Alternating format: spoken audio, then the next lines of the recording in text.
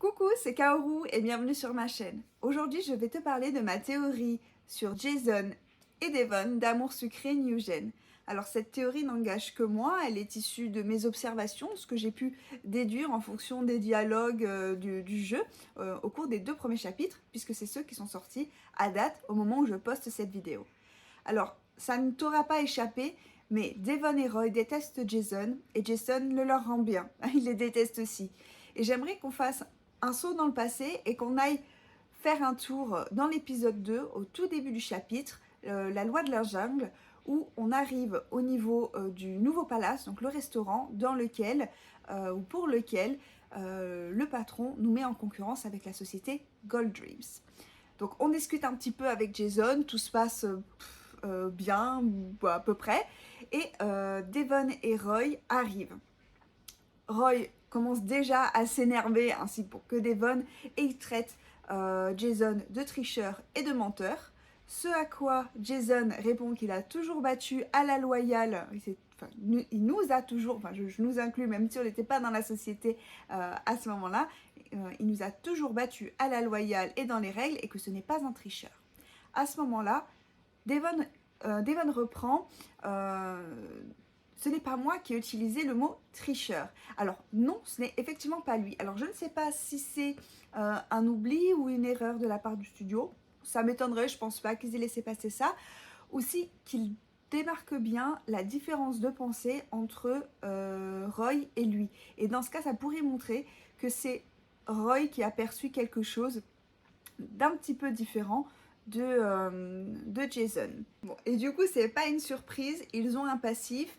Et je pense que cela va au-delà même de la simple histoire de concurrence, de société concurrente. C'est beaucoup trop viscéral pour que ce soit uniquement basé sur le fait que, que Jason ait monté sa structure, son entreprise événementielle, et qu'il ait raflé les clients. Ça ne me paraît pas très plausible. Selon moi, Devon, Roy et Jason étaient très proches. Ils étaient sûrement amis pendant leur enfance ou pendant leurs études. Je pense qu'ils se sont construits ensemble, ils avaient énormément de similitudes, voilà, ils ont vraiment évolué ensemble. Et peut-être même qu'ils avaient créé une agence tous les trois avant qu'ils ne potentiellement se séparent et que d'événementiel soit créé avec Devon et Roy. À un moment, il y a eu un clash, c'est certain, mais il doit y avoir 2 sons de cloche.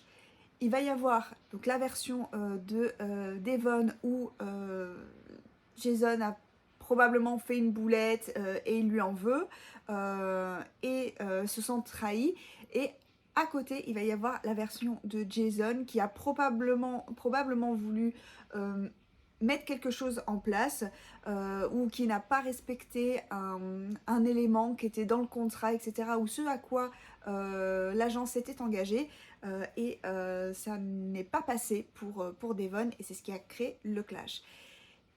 Et ça nous ramène à un moment, et ça me fait penser à un moment de l'épisode 1 où on se présente auprès de Devon, donc notre premier jour, et on le surprend au cours d'une conversation téléphonique où il est très froid, très renfrogné, qu'il est très sec, et à un moment il dit quelque chose, ce n'est pas ce qui était convenu, on avait un contrat. Et à partir de là, je pense que ça montre clairement qu'il est très strict sur ce qu'il met en place. Il y a quelque chose qui est validé, il s'est engagé sur quelque chose, il le fait. Et probablement qu'à un moment dans cette histoire, Jason a voulu apporter quelque chose de différent. Il a voulu aller plus loin, faire plus grand, et bien malheureusement c'est pas passé auprès de Devon, et ça a créé justement cette cassure, cette trahison. Peut-être qu'à un moment Jason se sent, voilà, a essayé de lancer le projet, il l'a fait quand même malgré le refus de Devon, et ça a créé ensuite la relation qu'on connaît aujourd'hui. Ce qui me fait dire qu'ils étaient très proches aussi, c'est des petites phrases clés qu'ils balancent du style oui on s'est connus, oui on a évolué ensemble, pas au même niveau, mais on n'est pas amis, et des choses comme ça. Ça me paraît très étrange. Il y a quand même le mot ami qui revient, je pense qu'ils ne sont plus amis. Et peut-être même avec le fait qu'ils aient évolué ensemble, ils avaient peut-être, alors vous allez voir après ce que j'entends par là, mais ils avaient peut-être les mêmes goûts. Alors, donc après cette cassure arrive la fameuse et mystérieuse Danica, dont on n'a pas vraiment encore entendu parler pour l'instant, et on ne sait rien d'elle, on ne sait pas à quoi elle ressemble, sauf que bon, et je pense qu'il s'agit de cette personne, puisqu'il y a eu des images qui sont passées sur internet. Mais ce qu'il y a, c'est que au moment donc de l'épisode 2, au début, lorsque Roy s'énerve contre Jason, qui dit c'est un menteur, un tricheur, Jason répond mais je n'ai pas volé Danica, elle est venue, c'est une adulte, elle est venue en conscience. Et Roy répond je sais, mais je ne te parle pas de ça. Donc si le problème, ce n'est pas le fait que ou le fond du problème, ce n'est pas que Danica soit partie pour Gold Dreams, c'est quoi?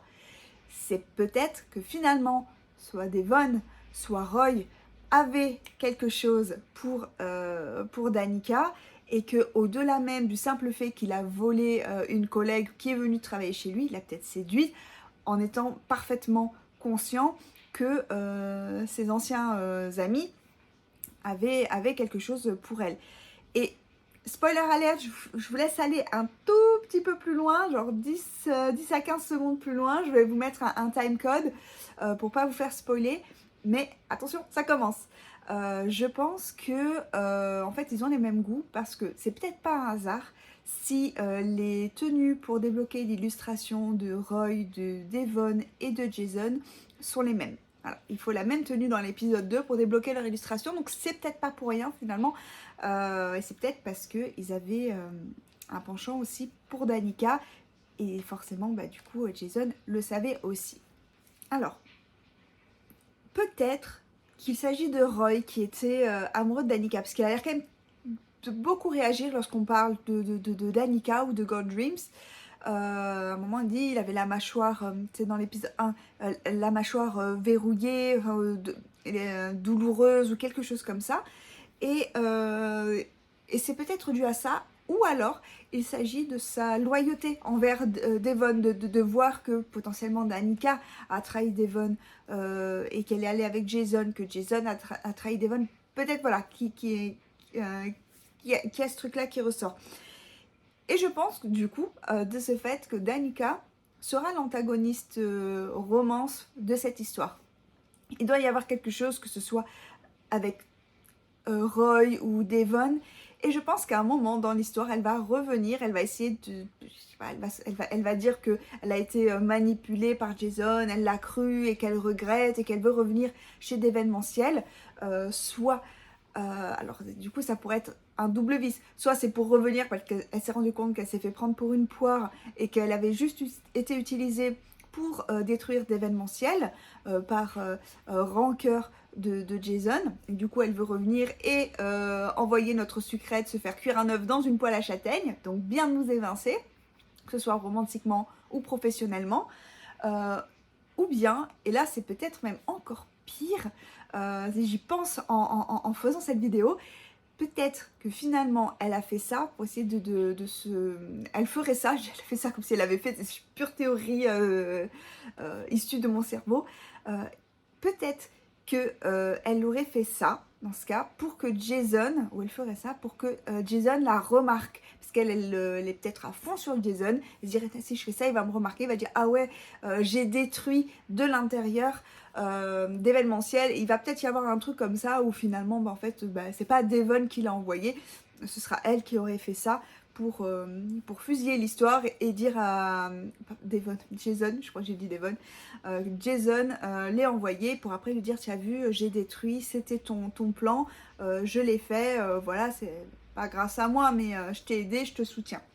Et je pense pas qu'en fait de toute façon Jason apprécie, parce que je pense qu'il voudrait le faire de lui-même.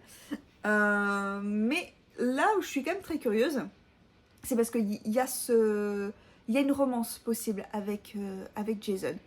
Et je ne sais pas trop comment ils vont amener ce plot finalement, puisque on le croise pas tous les jours. Les autres, on le croise, enfin, que ce soit Thomas, mon chouchou, quoi que je dis ça, mais Jason aussi, hein, c'est un de mes chouchous. Donc soit Thomas, Roy, Devon ou Amanda, on les croise tous les jours au boulot. Donc il peut y avoir des interactions faciles au cours de l'histoire.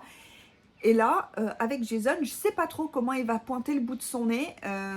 Est-ce qu'on va être régulièrement confronté à lui sur des événements, sur des projets, hein, et c'est comme ça qu'on va tomber sur lui, ou ça va créer des rencontres inopinées dans la rue, on va aller chercher je ne sais pas quoi, une baguette de pain ou les croissants de matin, on va tomber sur lui parce qu'il est dans la même rue. Voilà, je ne sais pas, mais en tout cas, ça promet d'être palpitant, et parce que si, et parce que Devon et Jason se détestent, et qu'on travaille pour Devon, je sais pas trop comment ça va se passer s'il y a une relation avec l'un ou l'autre en fait.